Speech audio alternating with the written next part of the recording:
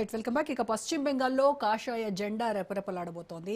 దీనికి సంబంధించి మనం మాట్లాడుతున్నాము. సీనియర్ విశ్లేషకులు డాక్టర్ అందే సత్యం గారితో మాట్లాడుతున్నాం.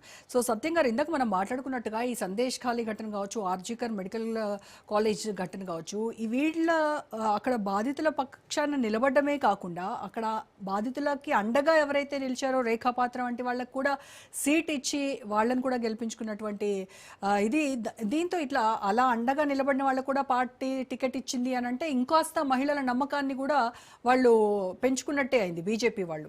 సో అట్లాగే 3,000 రూపాయల ఆర్థిక సాయం కావచ్చు, మహిళలకు ఈ రకరకాల చేయూత ఇచ్చేటువంటి పథకాలు కావచ్చు, ఇవన్నీ కూడా బీజేపీకి ప్లస్ అయినాయి మేజర్గా.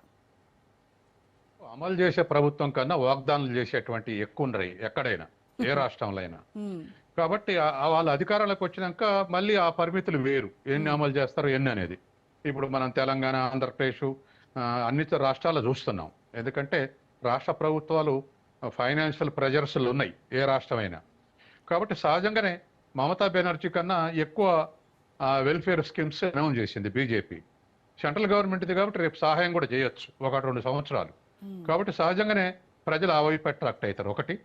రెండోది, బీజేపీ ఎన్నికల ఎత్తుగడలో బీజేపీని మించిన పార్టీ లేదు ఇండియాలో. ఎందుకంటే ఇప్పుడు మీరు అన్నట్టు మెడికల్ కాలేజ్ ఇన్సిడెంటే కాదు, శారదా కుంభకోణం. ఆ కుంభకోణం అసలు దరిదాపు టీఎంసీ కూలిపోద్దాం అనుకున్నాం. ఆ స్థాయిలో ఎక్స్పోజ్ అయింది ఆ కుంభకోణం. దాంట్లో స్వయంగా మమతా బెనర్జీ మేనలుడు ఉంటాం. ఇవాళ ఎలక్షన్స్ లో అటువంటి అభిషేక్ బెనర్జీ మళ్ళీ వాళ్ళ లీడ్ చేయటం ఫోర్ ఫ్రంట్ లో. ఇదంతా కూడా ఇప్పుడు అత్యంత అవినీతి పనులు వచ్చి నిజాయితీ చెప్తే ప్రజలు అంగీకరించరు. అటువంటి కుంభకోణంలో ఫోర్ ఫ్రంట్ ఉన్నటువంటి మేనలుడు వచ్చి వాళ్ళు లీడ్ చేస్తే ఖచ్చితంగా అటువంటివన్నీ ఎఫెక్ట్ అవుతాయి. కాబట్టి తర్వాత ఇంకోటి కూడా అండి, వారసత్వంగా ప్రమోట్ చేస్తే నెగిటివ్ రిజల్ట్స్ వస్తున్నాయి, మనం చూస్తున్నాం కదా. ఇప్పుడు మమతా బెనర్జీ మేనల్ నుండి ప్రమోట్ చేసుకుంటూ వస్తుంది. అటువంటి వాళ్ళని ప్రమోట్ చేసుకుంటూ వస్తే సువేంద్ర అధికారి ఇటువంటి చాలా సీనియర్లు పక్కకు తప్పుకున్నారు. అట్లాగే కరుణానిధి స్టాలిన్ వరకు భరించారు.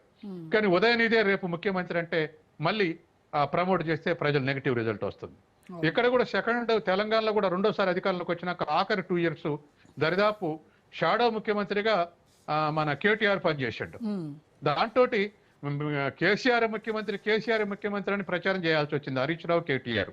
ఆయన ప్రజలు నమ్మలేదు. కేసీఆర్ గెలిచిన ఏడాదే తర్వాత కేటీఆర్ అవుతాడు అనుకున్నారు. అంటే ఆ ప్రమోట్ చేస్తూ ఉంటే తండ్రులను అంగీకరించిన మళ్ళీ కొడుకులను కూడా అంగీకరిస్తున్నటువంటి గ్యారంటీ లేదు. అట్లాగే ఇక్కడే కాదు, కేరళ కూడా